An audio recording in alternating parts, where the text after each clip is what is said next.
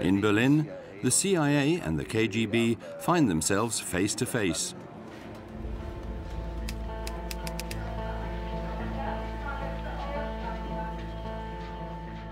The war between the secret services was one dimension of a much larger conflict, a confrontation that almost boiled over just under the surface of the Cold War.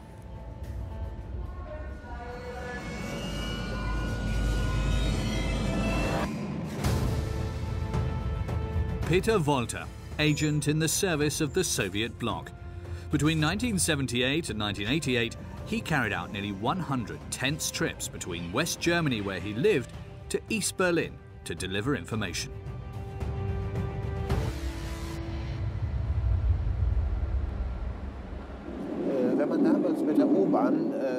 At the time, the metro crossed through the east part of Berlin. It slowed down through the stations, which were more or less in darkness. You could only see that the entrances and exits were blocked by sandbags. And in each of these stations, the police were patrolling with Kalashnikovs. That's what you saw, traveling slowly through these ghost stations. It was a very distinct image of the Cold War. For nearly 50 years, while in the service of the KGB or the CIA, thousands of agents like Peter Volter were the cogs of the biggest information war in history. It started on the 2nd of May, 1945.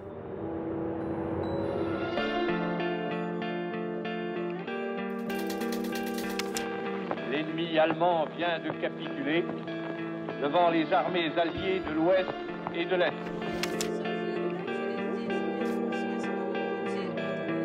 The German war is therefore at an end.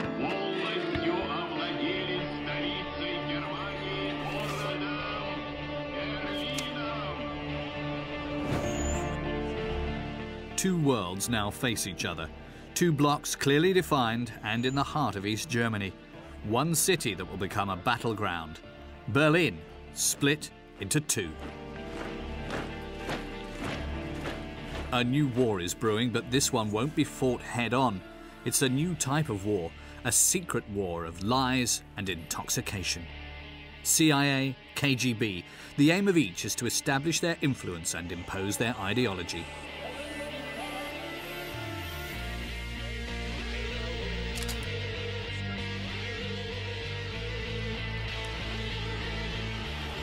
In the ruins of Berlin, there will be all-out war.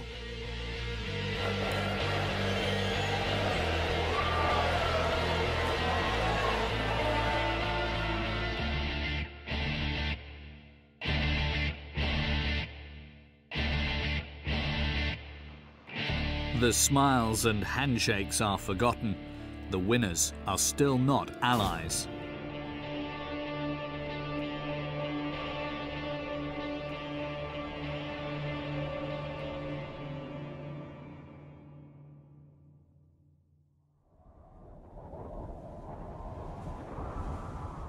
Peace treaties have been signed. Americans and Soviets, the two main winners, don't have any energy left to fight each other on the ground. So each side sets out its pawns and watches. That's how the war of information begins. Here we have one of the key places in the Cold War, Tempelhof Airport.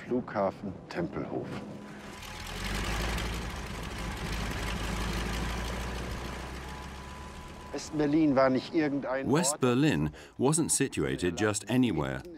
It was in the heart of the sector of Soviet influence. It was a thorn in the side of the Russians, a time bomb just waiting to go off. Would Berlin be swallowed up by the Soviet Empire, or would it stay a free city? That was the basis of conflict between American and Soviet intelligence services after the Second World War. Relativ schnell nach dem Zweiten Weltkrieg.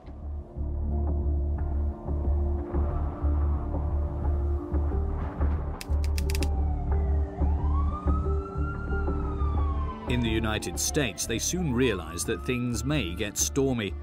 The Soviets were a step ahead. They set up their intelligence service in 1917, 30 years ahead of America. a man is dispatched to Berlin to set up the first CIA cell on site. Peter Sichel steps onto the tarmac of Tempelhof Airport on the 1st of October 1945. We had very little instructions of what to do. We had won the war, we wanted to enjoy life. We drank too much, we burned the candle on both ends. And it was only slowly that we realized that we had to wake up. They've always been good at the game, and they came into Germany with a team of people who knew the territory, knew the language, knew the circumstances, and knew security. We had to learn security. And it took us 1 or 2 years to do it. America had never been in the espionage business. The Soviets win the first battle, and it is brutal. Early in the morning of the 24th of June 1948, the Soviet troops block the roads, railway tracks, waterways. They're hoping to cut off West Berlin with the blockade. This is the first of the KGB's plans. The information that the Soviet intelligence agency had passed on was the following. West Germany had such economic problems that it was a burden that the Americans wouldn't defend. Stalin saw an opportunity at a time when the two sides were trying to increase their zones of influence to finally get its hands on West Berlin. We could either send our tanks and force our way in, but that might cause the Third World War. We could accept it and agree to abandon Berlin, which for a time part of the American government wanted to do, or we could try to supply Berlin by air. This was my job for the next 9 months, 10 months, 12 months, to find out what the Russians' plans were. And by that time, we were professional enough to be able to assess that the Russians were not preparing to go to war. We were sure of that. We assured our government of it. Peter Sichel's agents know the exact state of the Red Army, and the American government follow their advice. They set off the biggest airlift in history. For nearly a year, the dance of the aeroplanes doesn't stop. 280,000 flights mean that 2 million tons of cargo reach 2 million Berliners. The city won't be abandoned to the Russians. The CIA wins its first victory. Yes, the life of Berlin has been maintained. The airlift carries on. However, the game has only just begun.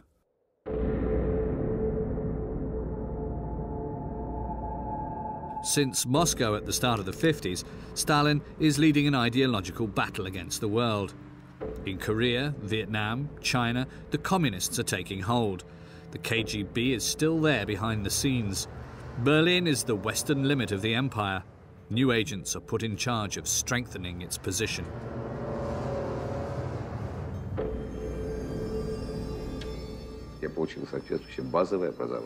I agreed straight away to the offer to work for the KGB. I've never regretted it. We couldn't lose the GDR because it was the last defense against the socialist system in Europe. We absolutely had to protect it. That's why we planted our bayonet there. It was our army. As long as they were based there, nothing could happen to us.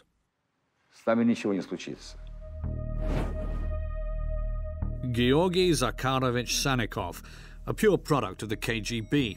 He finished his career as a colonel. He was 29 when he arrived in Berlin.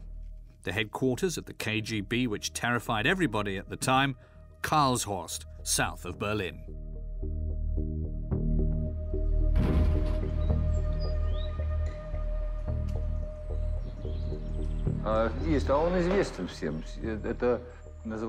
The place was well known.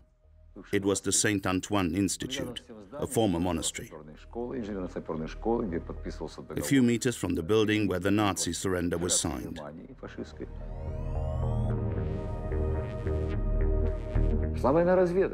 The information war was going to damage the loser. It was whoever went furthest and deepest into the enemy camp who would win and manage to bring back vital information to their government. To do that, we were prepared to use all means possible.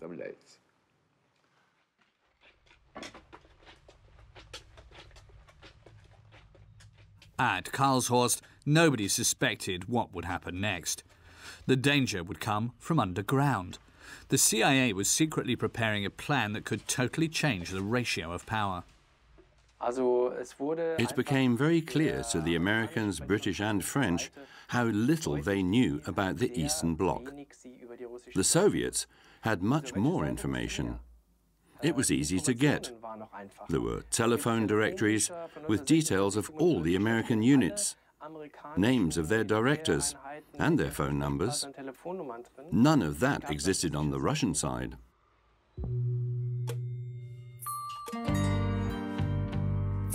That was when the Americans had the idea of building a tunnel to tap the telephone lines of the Russian military. It was a way of collecting a huge amount of information. They wanted us to find out where the cables were. And we found out through our contacts in the East German Postal Service, who were in charge of all the cables. I thought it was a great idea. The tunnel was dug, 450 meters under the Iron Curtain to the Soviet telephone lines. From there, the CIA would use 600 agents who listened to 500,000 phone calls. For 11 months, they thought they had a key advantage, but despite listening into Soviet conversations, they found nothing interesting.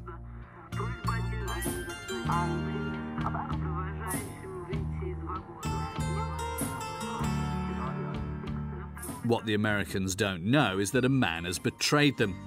His name is George Blake, one of the British Allies' agents. In reality, a double agent. He works for the KGB, and his role in the tunnel makes him a legend among Soviet spies. Blake was an extremely brilliant agent. He attended a meeting of British intelligence services in London in December 1954. It was there that he learned that the Americans were planning to connect to the Russian telephone lines. This operation had a code name, Operation Gold. Blake immediately understood the importance of this plan.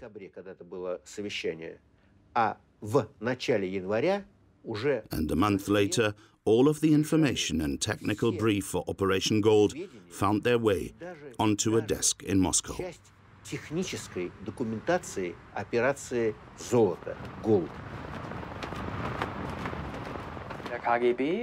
At that time, the KGB had to make a difficult decision. Should it stop the construction of the tunnel and risk compromising its agent, or should it let the Americans go ahead in order to protect their spy? Finally, the Soviets decided not to risk their agent. They let the tunnel exist for 11 months. 11 long months where their conversations were listened into. Then, when it seemed the right moment, the KGB revealed the existence of the tunnel.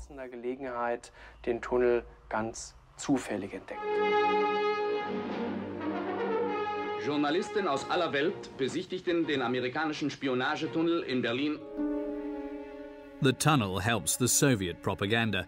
The KGB opens the tunnel to the press and condemns the dirty methods of the American imperialists.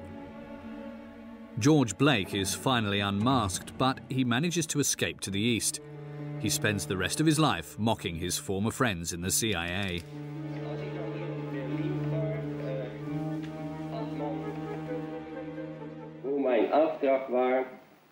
The mission I was given was to infiltrate the Soviet headquarters. Well, I think today that I carried out my mission pretty well.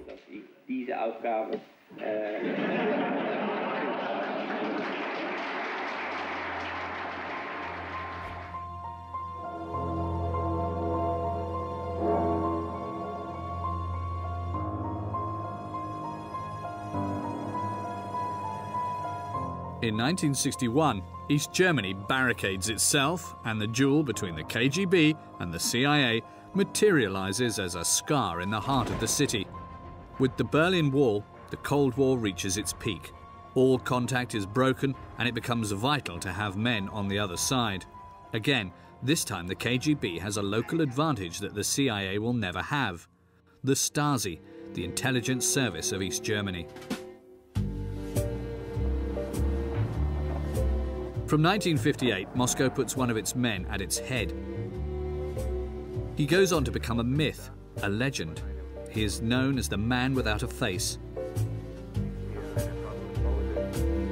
He is the least known and most feared spy in the West. It takes 20 years to give him a name and a face: Markus Wolf.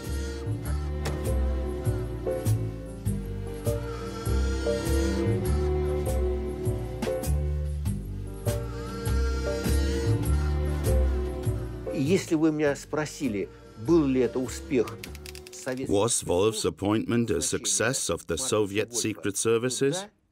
There's no hesitation needed. Yes, it was maybe the Soviet secret service's greatest success. He became a legend thanks to the number of agents he hired. I once asked him, "How many agents do you have?" He replied, and I remember the phrase exactly, "My agents were everywhere."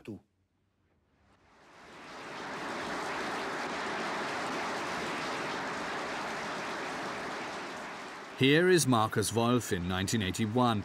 In a rare document from the Stasi's archives, he addresses an audience of spies. He placed 5,000 all over Europe.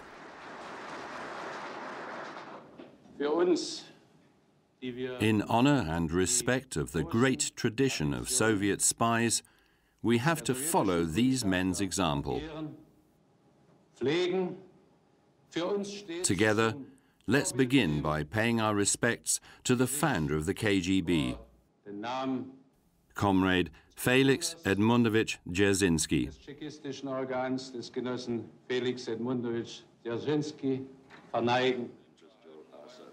With Markus Wolf, it wasn't long before the headquarters of the Stasi at the heart of Berlin struck as much fear as the KGB in Moscow. From this office, for 30 years, the head of information led an army of collaborators, 90,000 employees and 180,000 informants, 3% of the East German population.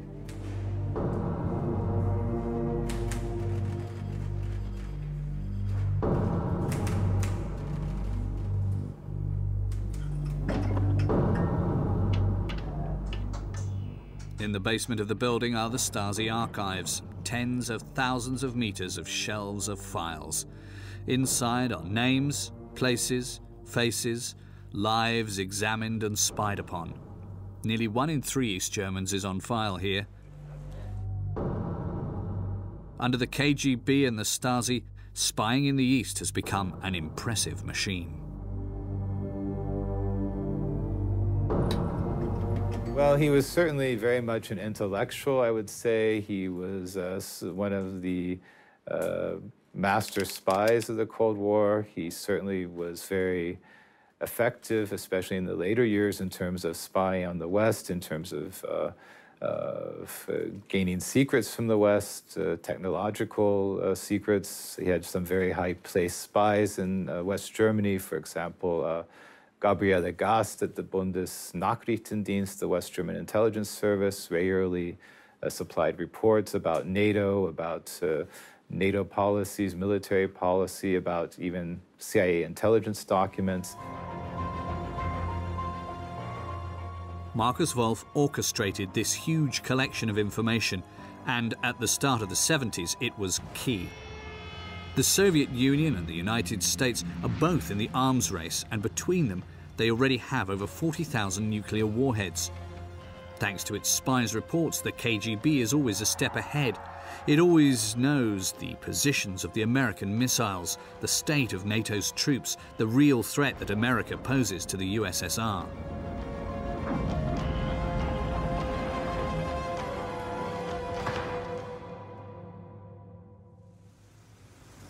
Peter Wolter is 24 when he starts to work for the Stasi. His role is crucial. In West Germany, he is responsible for protecting the men from the Wolf system.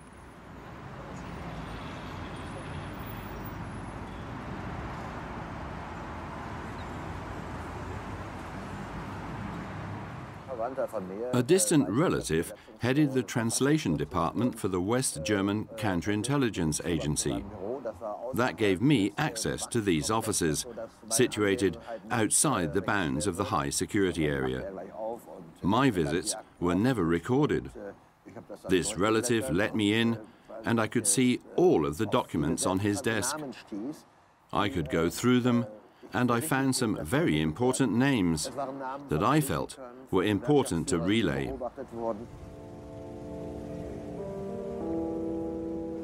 Politicians and syndicalists who were suspected by the West's agencies. These were the names that I passed on, and I know for a fact that thanks to that, we managed to get several people out of the enemy zone.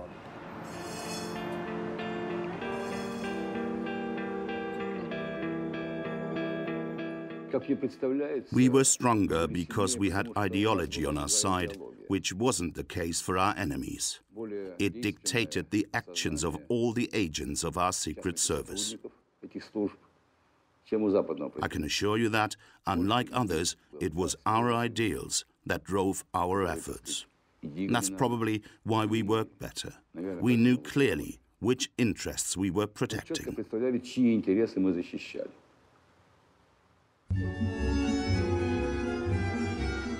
The battle between the CIA and the KGB was ideologic, and at that time, communist ideals were finding a voice in the youth of the West.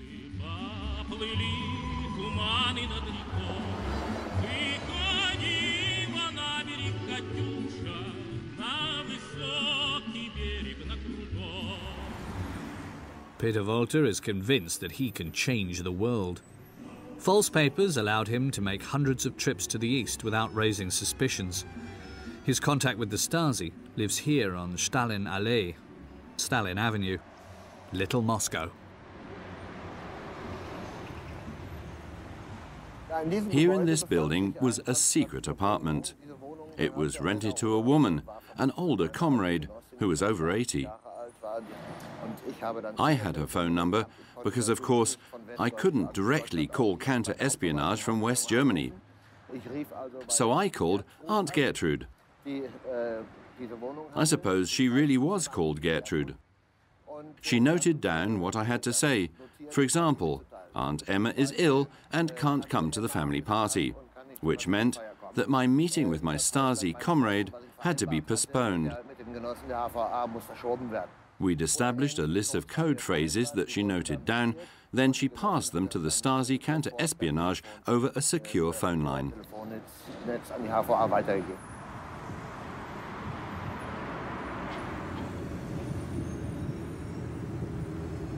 Markus Wolf's machine works at full capacity. What interests him at the start of the 70s is the deployment of American Pershing nuclear weapons aimed at the USSR. To obtain this information, he invented an incredible system of espionage. He recruited a new type of agent that he called Romeos, a romantic name for a team of psychological demolition experts who were anything but.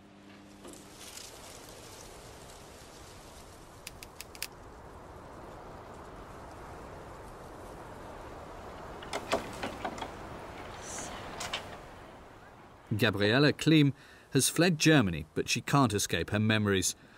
7th of July 1977, she was sat on the terrace of a cafe in Bonn when a man approached her.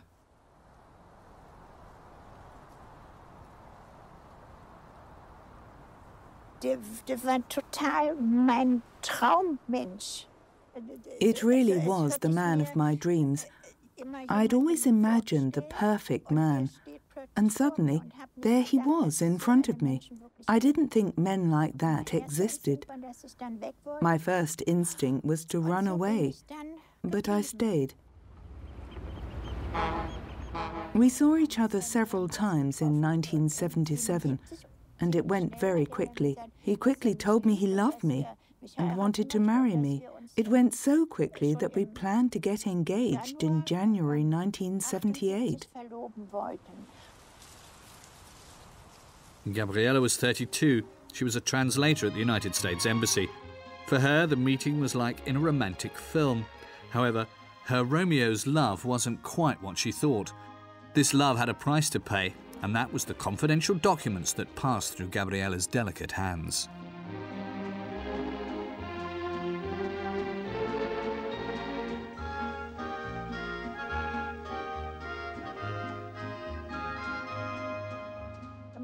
I brought him documents, but he was very skillful.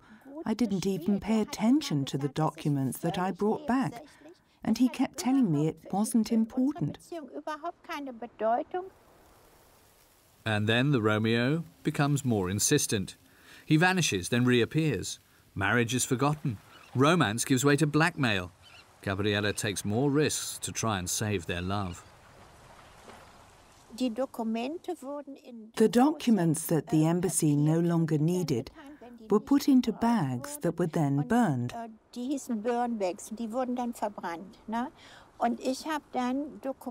I took the documents in these bags. I tried to take what seemed useful. Then I slipped them into my handbag and I left. The embassy never checked. Then at the house I photographed them, then threw them away or put them back.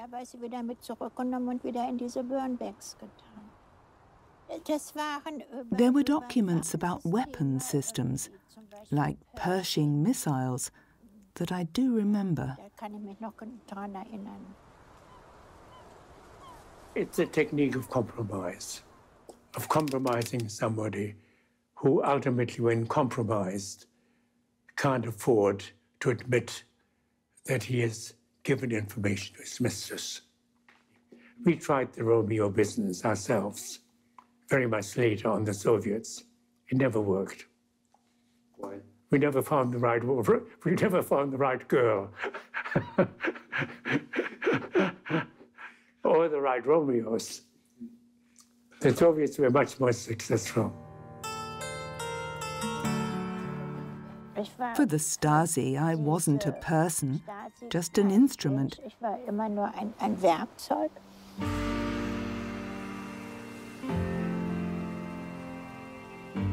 I was 32, pretty, intelligent.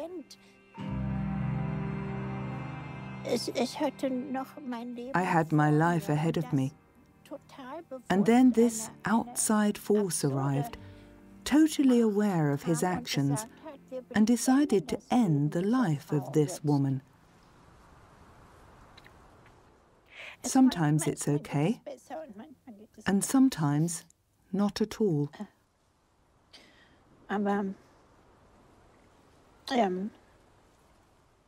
The Romeos had more than 80 victims, young women who provided the KGB with information from all the ministries, all the embassies. Were there no morals? Yeah, there's no morale. This is not a morality play. Oh, far from it.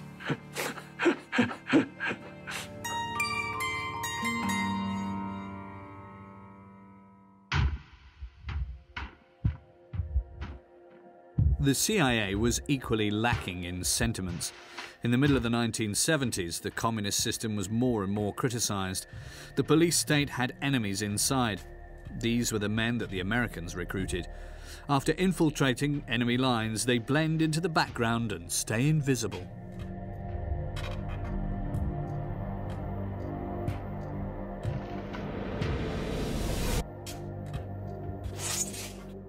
Eberhard Fettkenöer is 71 today. In East Berlin, he worked for the CIA for 4 years. He was tasked with watching the movements of the Russian troops.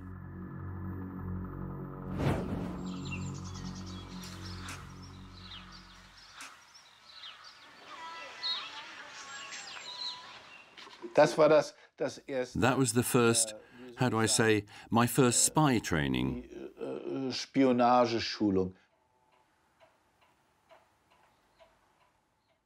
And here's Kali. In fact, he was my liaison agent. I met Kali, who died a few years ago, on a train that was going to Prague, completely by chance. 7 years later, in 1975, it was him who recruited me to work for the American Secret Services.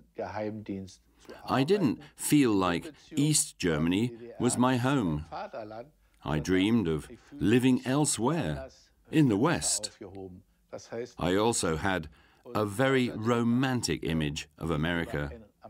For me, it was the country of freedom. Es waren für mich die Helden der Freiheit.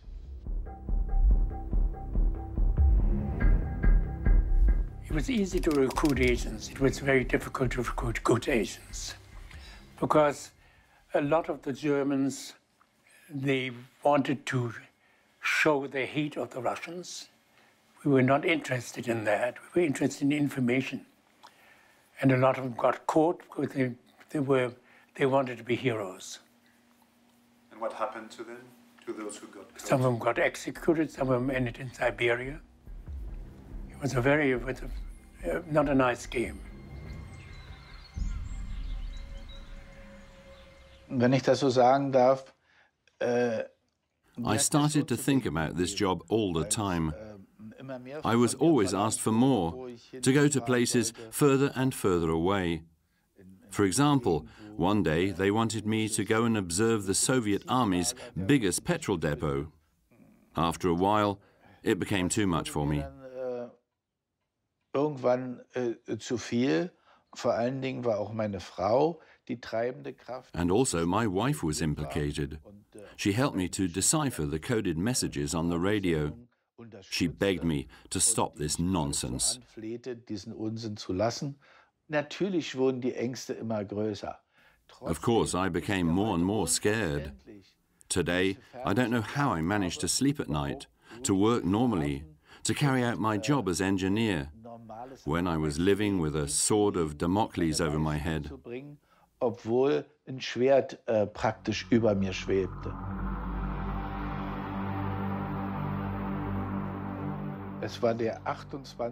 It happened on the 28th of June, 1979. I was going down a street in my car when a brown Volga suddenly came up behind me. It overtook and then blocked my way. Und stellt sich schräg vor mich. 3 men jumped out of the vehicle, and one of them asked me if I was Eberhard Fettkenöer. I said I was, and he asked me to follow them, as we had business to settle. During the trip, I told myself to take a long look at these trees, because you may not be seeing them again soon. And that was what happened.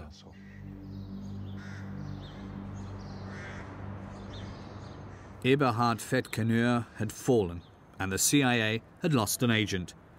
He was to be transferred to the most sinister detention center in Berlin, Hohenschönhausen, the Stasi prison.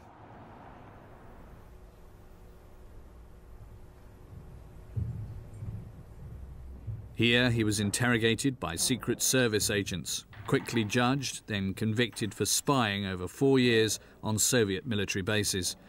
In all, Eberhard Fettkenöer will spend 6 years in a cell like this one, a new victim of the war of the Secret Services.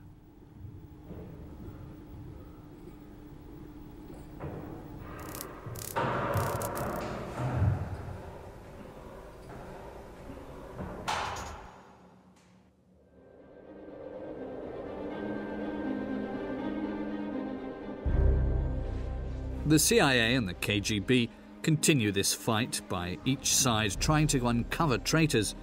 In 1974, the secret services in the West bring down a man that shakes West Germany right up to the highest ranks of the state. The man who whispered in the Chancellor's ear, one of Willy Brandt's closest advisors, was actually a Stasi agent. He started one of the biggest post-war scandals in the world of espionage.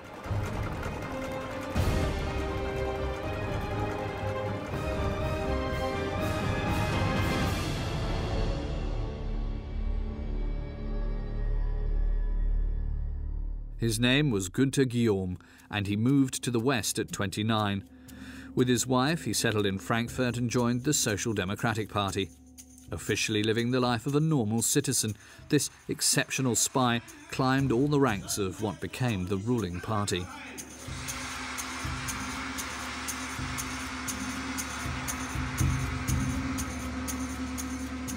Его агенты перебегали. The Stasi agents were sent to West Germany. There they sometimes ended up in poverty, with nothing, no money, no help. The Soviet intelligence service cut contact and wouldn't support them at all. They had to make their own way, own career, until they were successful. Several did succeed. Among them, Agent Guillaume.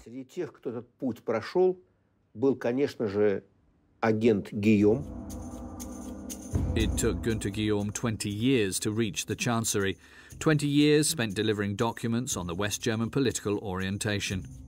When he was uncovered on the 24th of April 1974, Chancellor Willy Brandt is forced to resign and Günther Guillaume is arrested.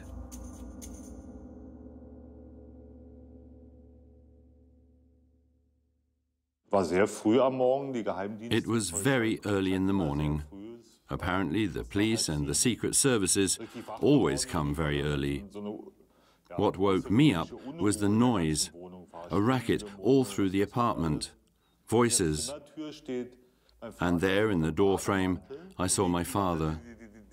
He was in a dressing gown and facing all these men in dark suits. This image was completely surreal. And then, in a sort of parade, my father, my mother, then my grandmother lined up in front of me so we could say goodbye. My father didn't say a word. He took me in his arms and hugged me. My mother was completely devastated. She was saying, "My poor baby, don't worry. It's a mistake. Everything will be fine." My grandmother wouldn't stop crying. It only lasted a few minutes. Then my parents and my grandmother were taken away, and I was left on my own in the apartment. Pierre Baum was 16 at the time. He only has a few photos left of this family that was torn apart. He never received any explanation from his relatives. To what point did my father really believe what he was doing as a spy? What did he really think of East Germany? I'm of the opinion that over the 20 years he spent in the West, he was certainly an agent, but he'd also evolved and been influenced by the West. I think that for my father, this double life wasn't just a lie to me and others. I think it destroyed him from inside. He spoke about it much later. He said that he worked for two men. On one side, he worshipped Markus Wolf, the head of espionage in the GDR. The other man was Willy Brandt, who my father loved.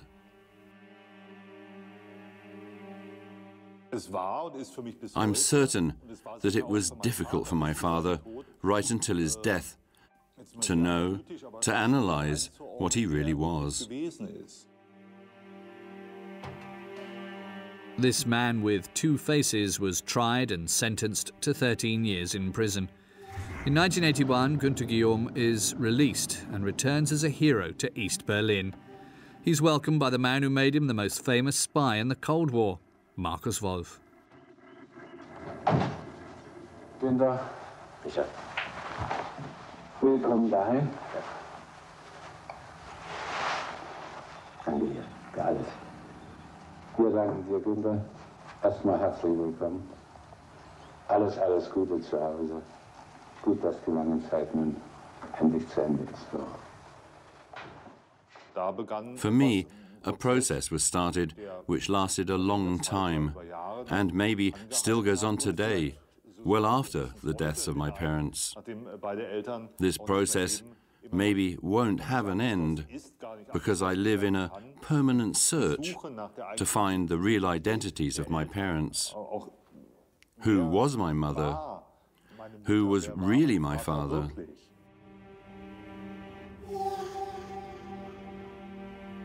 At the start of the 80s, the Guillaume affair didn't help the relationship between the CIA and the KGB. Once again, the Cold War entered a very tense period. That's when one of the less well-known episodes began. In November 1983, the Russians are convinced that the Third World War is imminent. One man plays a key role in diffusing this situation.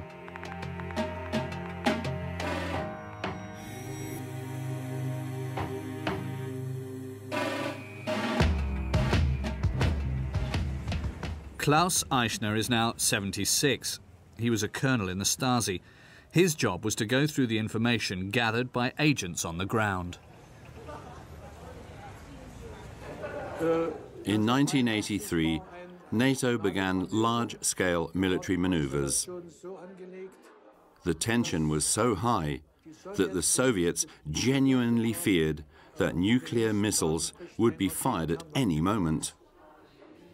In East Germany, pilots were in their planes, armed with nuclear missiles, with the propellers already turning. Luckily, and I admit I'm proud of it, we had a source in the headquarters of NATO. We lived in total paranoia, especially the Soviet military heads. They feared a war, and we tried to bring them back down to earth by providing the facts.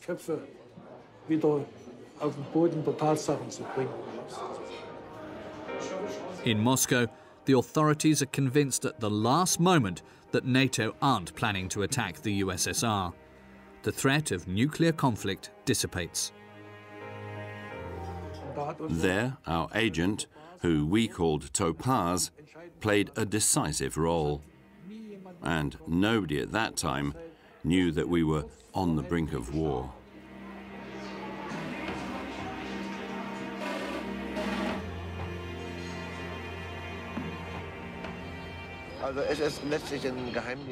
Thanks to the secret services, many critical situations were diffused in Europe.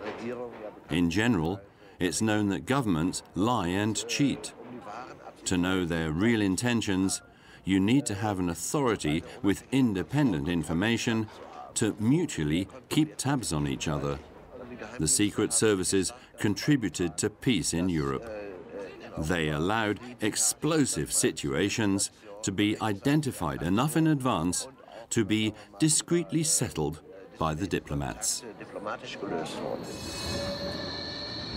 In the middle of the 80s, the war between the CIA and the KGB changed considerably. To respond to Soviet power, Ronald Reagan began the Star Wars, an enormous project for a missile defense shield. The last phase of the battle was getting started.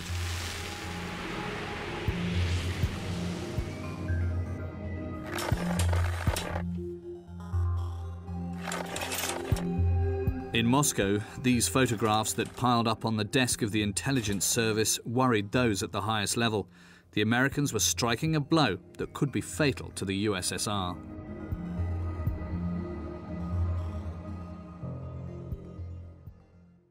The ability to infiltrate agents into the Eastern Bloc was incredibly difficult to do. Human intelligence was not something that we were particularly effective at, mainly because of the ability of the Soviet Union and the Eastern Bloc to protect themselves, counterintelligence. So we had to find the technical collection means. Some of this was imagery intelligence. Some of this was a U-2 spy plane with satellite technology. And so the NSA decided to build a state-of-the-art signals intelligence facility in the highest peak in West Berlin. And of course, West Berlin being surrounded by East Berlin means that in every single direction you're looking at enemy territory.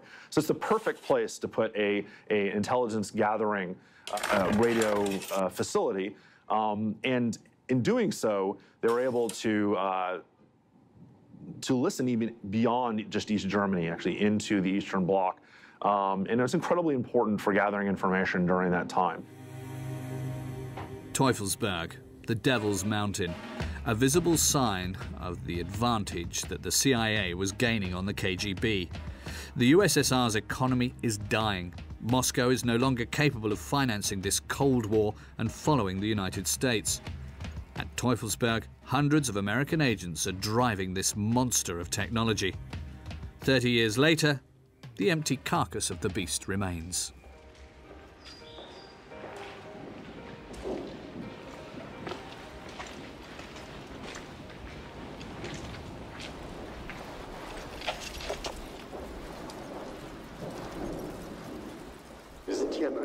We're in one of the most fascinating places in the Cold War, 150 meters above sea level. Today it's dedicated to art, but it was once devoted to the arts of espionage. From here, thousands of phone calls were listened into, as far as East Europe. It's here they were recorded, transcribed and analyzed.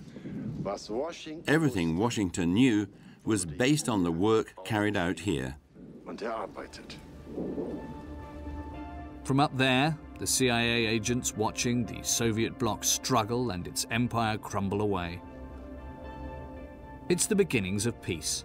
The KGB and the CIA make contact. Der Austausch ist vollzogen. Zum ersten Mal konnten Kameraleute eine solche Szene festhalten. 1985, the 11th of June. It's exactly midday on the Glienicke Bridge in South Berlin. It's here that the most important exchange of spies in history will take place. From the east, a small bus just arrived.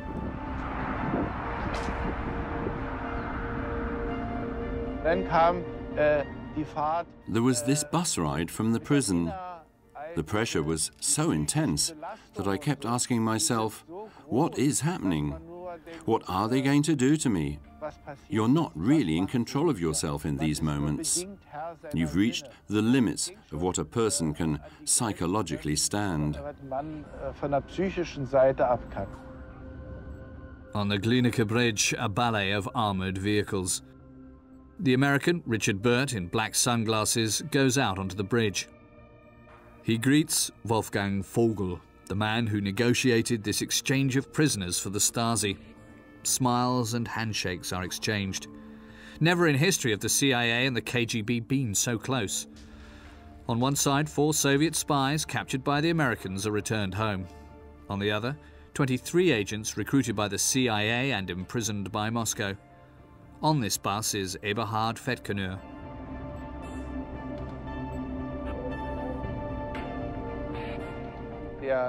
Klaus Pliever, who looked after the relations between the two German states, got on the bus. I think there was also the American negotiator. They said to us, "Don't worry, nothing more is going to happen to you, and to prove it, we're getting on the bus and staying with you."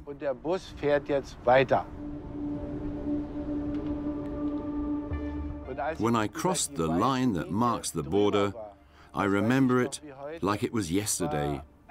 I felt something incredible. It's over. They have no more power over me. Der Zugriff ist ihnen verwehrt.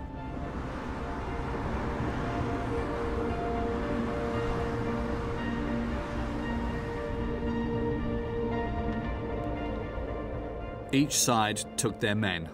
The Cold War had reached its end, and in 1989 its most visible symbol would collapse.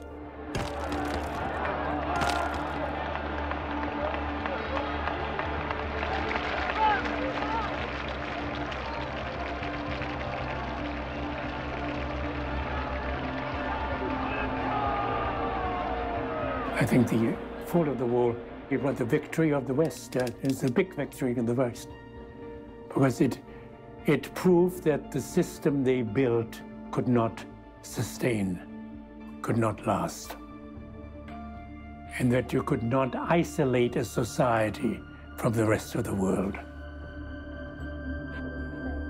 The intelligence services are no longer a threat. 15th of January 1990, Berliners blockade the headquarters of the Stasi. The people reclaim their history. You think, in a way, yourself, you had played a role in that? A very small one. Very small one. Just a little stone in a big wall. The KGB had lost this war. In Moscow, the Soviet system doesn't last long. Later, the CIA and the KGB would find themselves engaged in battle once again, but Berlin remains the place where they fought the fiercest and closest battle in almost hand-to-hand combat.